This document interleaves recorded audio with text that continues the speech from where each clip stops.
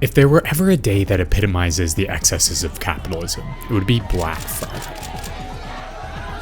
Deals upon deals pepper windows, early morning crowds rampage through stores, and multiple TVs line carts as big box companies offload all their endless production into our lives. This will be the biggest Black Friday ever.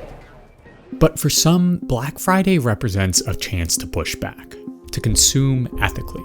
The Patagonias of the world urge us don't buy their jackets, and REI argues we should opt outside, while IKEA encourages shoppers to buy and sell their used furniture instead with the slogan Green Friday. The message in this marketing is that you, the consumer, can make a change at the checkout counter. You can make informed choices. By buying brands that actually care, you in turn can create environmental and social transformation and show that you care in the process. But it's not so easy. Indeed, the ethical purity Patagonia, REI, and IKEA pursue by eschewing Black Friday might just be sleight of hand, an illusion that hides the deeper workings of exploitation and inherent destruction of capitalism. Today, we dive into the murky waters of ethical consumerism. We'll wade into the myths of B Corp certifications, the importance of commodity fetishism, as well as unpack whether there is truly no ethical consumption under capitalism.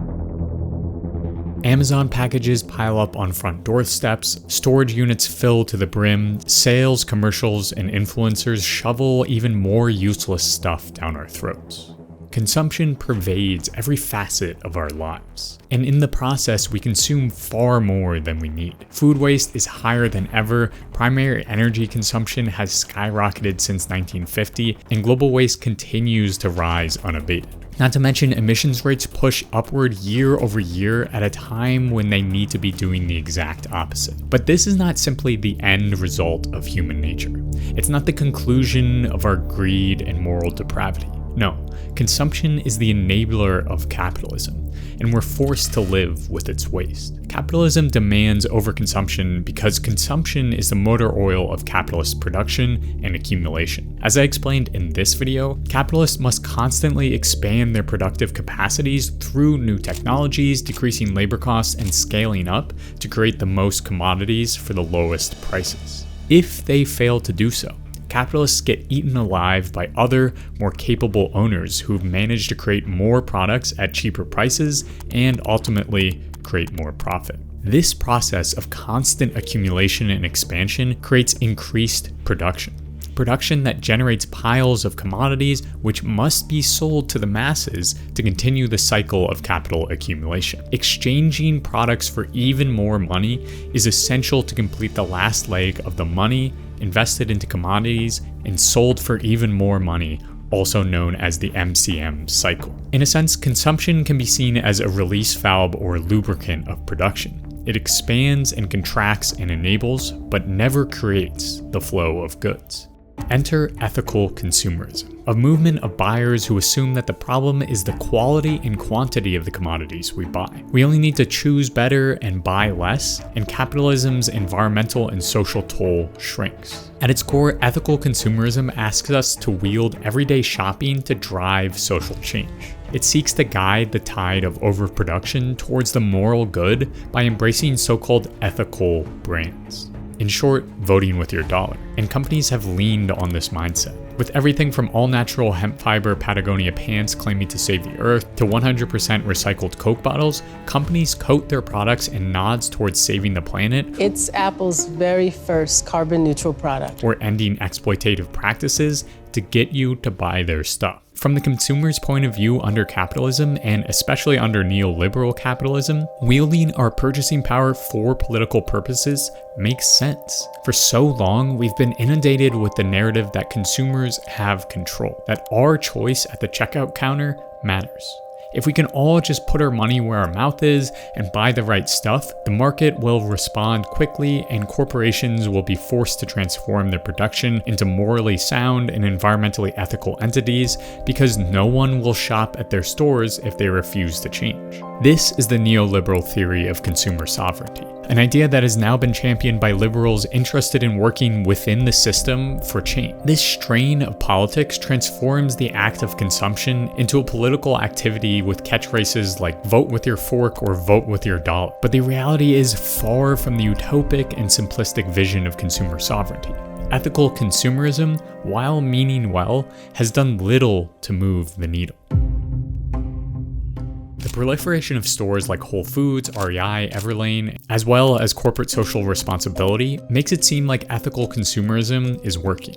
There is no doubt that these companies are taking some important actions. Whole Foods has committed to reducing its food waste and making its stores more energy efficient, while tech behemoth Salesforce committed $1.5 million to help end homelessness in the Bay Area. But are these just illusions? Are these just small actions that help cover up more substantial exploitation and the maintenance of the status quo? The short answer is yes. Whole Foods is owned and operated by Amazon, a company long known for pushing both its workers and the environment to the brink. Not to mention that as Whole Foods has grown, it's been plagued with revelations about its exploitative supply chain, like selling cheese made with prison labor, or more recently when migrant children in the United States were found throughout Whole Foods' supply chain helping to debone chicken sold at Whole Foods. Meanwhile, Salesforce say they can do well and you can do good at the same time one day, and then use that $1.5 million, which is a minuscule amount compared to their profits, for unhoused people to make an app.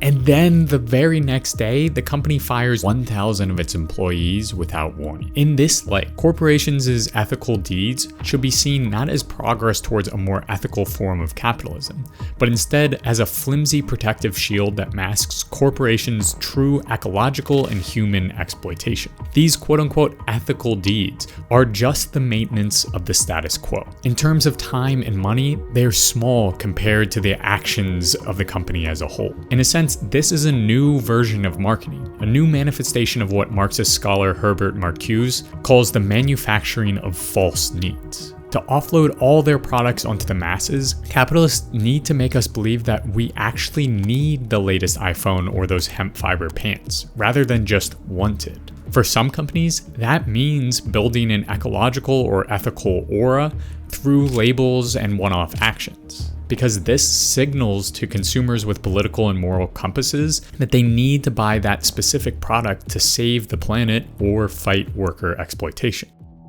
This increasingly seems to be the case with the B Corp label, an ethical label that's been watered down and co-opted as a means to clean up the image of exploitative companies. Initially, the B Corp label was born out of a desire to certify the transparency, accountability, and social and environmental measures companies took. The label often certified smaller, more niche brands for the actions they took. But unfortunately, its process relies heavily on good faith. Every 3 years, a B Corp company must submit for certification. But that process, especially the impact report, is entirely self-reported, a fact which, as Professor of Policy at Teesside University Matthew Cotton, in an interview with BBC notes, makes it relatively easy to manipulate internal reporting procedures or misrepresent findings.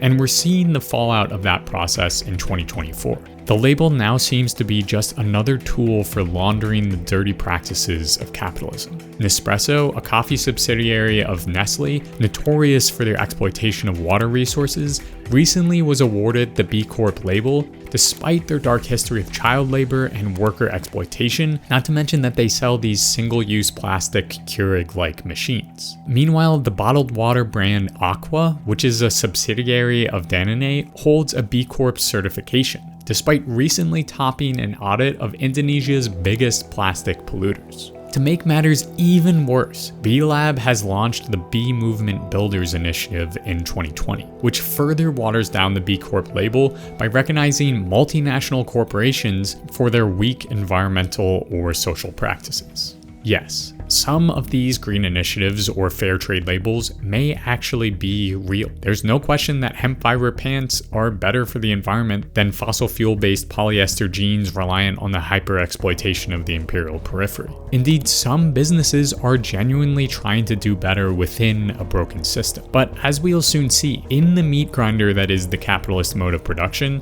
environmental destruction and worker exploitation are inevitable. because they are necessary to capitalism itself. But even if these corporations are somehow environmental or moral saints, ethical consumers don't seem to be walking the walk. One 2005 study found that despite 30% of UK consumers reporting that they have intentions to buy ethical products, only 3% of consumers actually followed up on their morals at the checkout counter. Meanwhile, in 2011, an extensive book on the subject titled The Myth of Ethical Consumerism revealed a similar intentions-action mismatch. The authors conducted numerous studies, including one that the authors write showed that we can manipulate an individual's preference for fair trade products simply by prompting them and removing their privacy. With such actions, 70% purchased the fair trade alternative, which was the same price. Without such actions, less than 1% purchased the fair trade product. In short, at the checkout counter,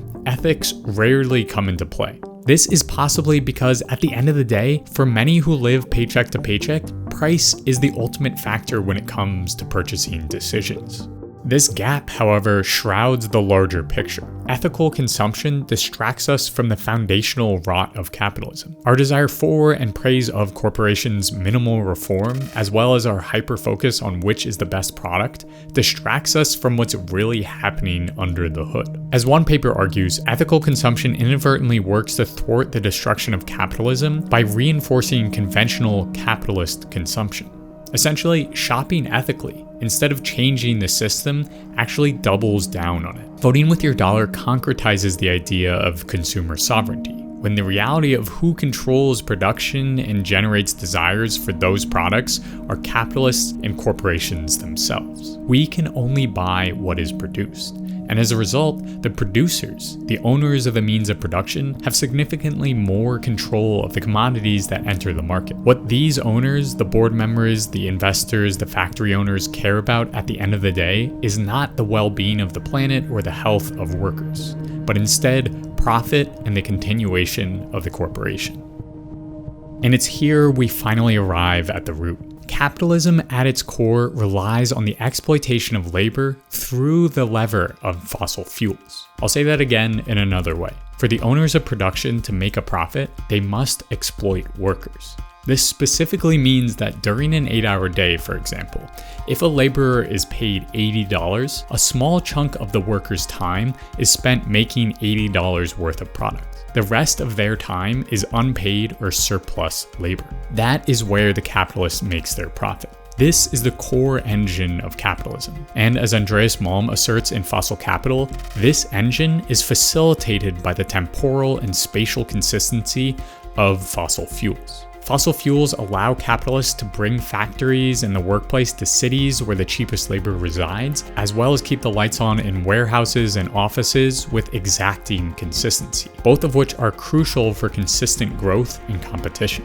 In short, worker exploitation and environmental destruction are inherent to the capitalist mode of production. This is the real reason why we can't have ethical consumption under capitalism. Profits and the exploitation of workers and combustion of fossil fuels that come with them will always come before morality and ethics in a capitalist system. Not because a company is evil, but because that is how the system works. To stay competitive and provide value for stakeholders, companies must steal the surplus labor from workers and wield fossil fuels for maximum output and consistency. But this process of exploitation and destruction is obscured from the consumer in what Marx calls the hidden abode of production. What we see on a store's shelf is thoroughly divorced from the laborers and the long chain of manufacturers and materials it took to create those products. We only see the end result of production. That thing on the shelf is a seemingly magical object imbued with value. This is what Marx calls commodity fetishism, which the YouTube collective Marxism Today describes as, so when Marx talks about commodity fetishism, he's similarly referring to our illusory perception as consumers that commodities contain inherent value in and of themselves. appearing in a kind of vacuum that's devoid of the larger social context of the production of these commodities by real people engaged in exploitative labour relations. Ethical consumerism works precisely because of this divorce. Because that toy on the shelf seems to have inherent value, because we can't see the exploitation in the vast chain of production, materials, and labor that is needed to bring it into existence, we are able to be convinced that the commodity holds virtue or value in and of itself, that our purchasing of that pair of hemp pants or even that Ben & Jerry's ice cream cone can indeed be ethical. This shrouding of production and the mystification of the product with morals shifts our politics. It means that instead of addressing the root problems of worker and environmental exploitation directly through strikes and pressure on the endless cycle of production, now we just focus on the end product. We are led to believe that buying more ethical stuff is a political act. But in reality, many ethical brands are just subsidiaries of large, hyper-exploitative multinationals, like this organic pet food brand that is owned by Nestle, or Innocent Smoothies, which touts its human rights and environmental work, yet is owned by Coca-Cola. Many ethical brands, sadly, are wolves in sheep's clothing, and they can often be aided and abetted by watered-down ethical labeling and certifications. Ultimately, however, there is no ethical consumption under capitalism, not because everyone is evil and everything is owned by multinational corporations.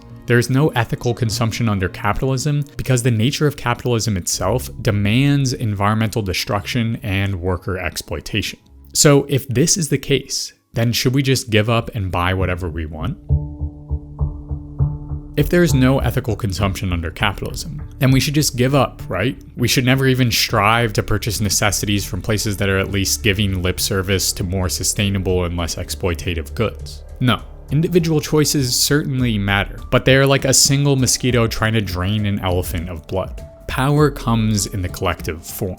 So yes, when you are looking to buy something, strive for the more quote-unquote ethical choice. But just know that it will ultimately not create the system change we need to end worker exploitation and mitigate climate chaos. Unfortunately, right now we are left with bad choices. I'm not saying that it's useless to try to purchase a more ethical good, so you might as well just go with the cheapest, worst thing. But rather, our efforts shouldn't be focused on our individual consumer choices if we are trying to fundamentally change capitalism, which is what the climate crisis calls for. If we look back through history, systems change comes not from people buying better, but instead collective movements fighting for political change. Whether that's the socialist revolution in Russia, the suffragettes, the civil rights movement, or anti-apartheid. Sure, there were certainly selective boycotts and divestments of corporations, but these were tools in a much broader toolkit of change. Shopping has never been and will never be the silver bullet for social change. So how do we directly address the exploitation and ecological destruction of capitalism at the root? We can do much more than buy better. Indeed, the ecological world of the future challenges us to do so. A truly ethical world is one where production is socialized, where the workplace, the factories, and the landscape is controlled, owned, and planned by all people everywhere.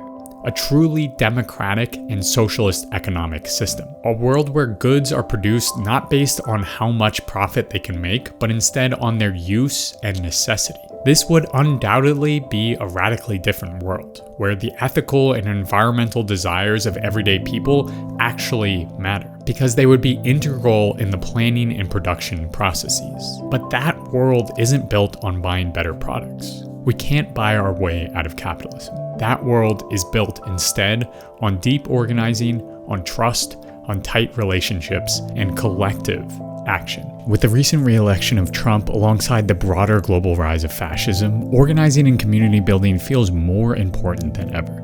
This is why next month's video is all about how we can create collective action and build power in our communities. If we are constantly being numbed and tranquilized to the horrors of capitalism so that we never do anything, how do we actually do it? How do we build a movement to end capitalism? And if you're among the many wonderful people who signed up for Nebula using my link, you can watch that video right now. But if you need a break from the existential doom and catastrophe painting the headlines right now, I also just made a whole separate video ranking the best climate change memes I could find. These are so beautifully American. It's like the cars own the houses and people get to live in their little servants' quarters. That video would probably do horribly on YouTube, but Nebula's flexibility encourages me to create whatever videos I want. As I'm sure you've already heard by now, Nebula is a premium streaming service for creators like me, owned by creators, and designed to be a more stable home for thoughtful video content. When you join Nebula using my link, not only do you get access to over 30 exclusive videos from me and tons more from other creators, not only am I always one video ahead on Nebula, not only do you get 40% off an annual subscription, but you're also directly supporting me, because I get a cut of the membership anytime you sign up using my link. And Nebula members can now even gift a week of Nebula to a friend for free using guest passes. Monthly users get 1 per month, and annual and lifetime members get 3 guest passes per quarter. Using a guest pass is super easy. There's no payment info required, and all you have to do is sign up to enjoy everything that Nebula has to offer. Like a trove of exclusive content from me, including an exclusive video I made this summer on how to actually build a renewable power grid, or this video on the true cost of holiday returns. But Nebula isn't just exclusive OCC content. Over 100 creators are producing some awesome Nebula original plays, podcasts, and documentaries, like Tom Nichols' deeply insightful documentary on the questionable legacy of baby boomers. There is so much to choose from on Nebula. So if you're like me and are always on the lookout for videos and documentaries to help you learn, explore new passions, and expand your worldview, then Nebula is your new home. Join today using my link and get 40% off an annual subscription at nebula.tv/OCC.